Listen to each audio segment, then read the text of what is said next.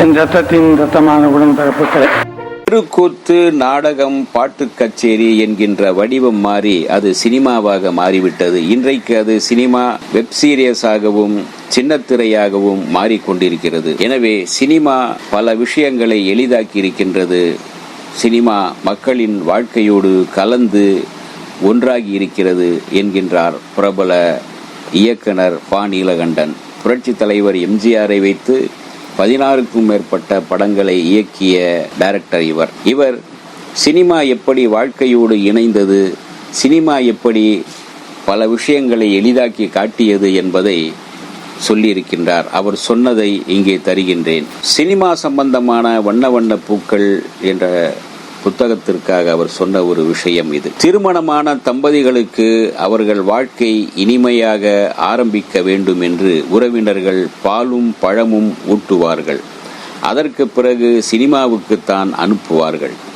எந்த படத்துக்கு போவதென்று மணமக்களே தீர்மானித்து வைத்திருப்பார்கள். இப்போதைய ஹனிமூனின் ஆரம்பமே பேசும் பட கொட்டகைதான். இது வேடிக்கை அல்ல, உண்மை. இப்படி வாழ்க்கையுடன் இரண்டர கலந்து விட்டது சினிமா. இதற்காக குடும்ப பட்ஜெட்டில் கொஞ்சம் ஒதுக்கீடு செய்து விடுகிறார்கள்.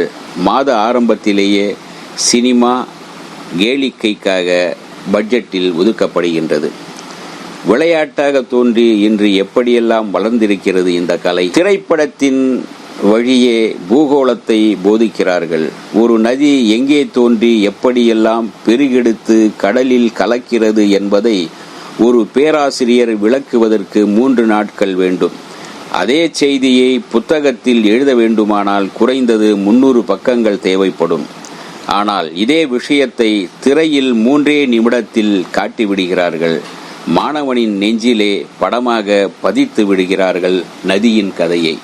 உதாரணத்திற்கு, இதயக்கனி திரைப்படத்தில் நீங்க நல்லா இருக்கணும் நாடு முன்னேற என்று புரட்சி தலைவரை வாழ்த்தி பாடும் அந்த பாடலின் தொடக்கத்தில் காவேரி என்னும் நதியின் கதையை புலமைப்பித்தன் அழகாக வரைந்து காட்டியிருப்பார். அதை இங்கே தருகின்றேன், கேளுங்கள்.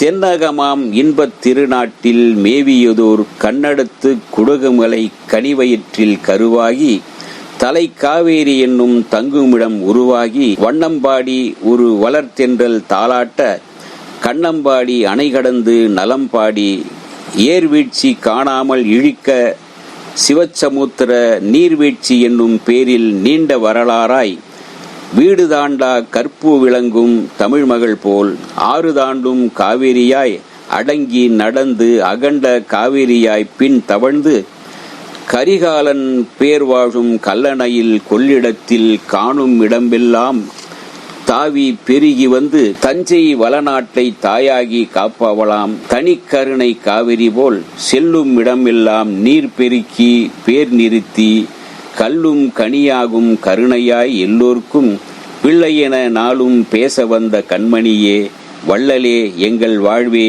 இதயக்கனி எங்கள் இதயக்கனி நீங்க நல்லா இருக்கணும் இந்த நாடு முன்னேற என்கின்ற அந்த பாடலின் தொடக்கத்தில் புலமைப்பித்தன் அவர்கள் காவேரி நதி எப்படி தோன்றியது, எங்கு தோன்றியது என்பதை பாடல் வரிகளில் சொல்ல அதை அப்படியே காட்சிப்படுத்தியிருந்தார் இயக்குனர்.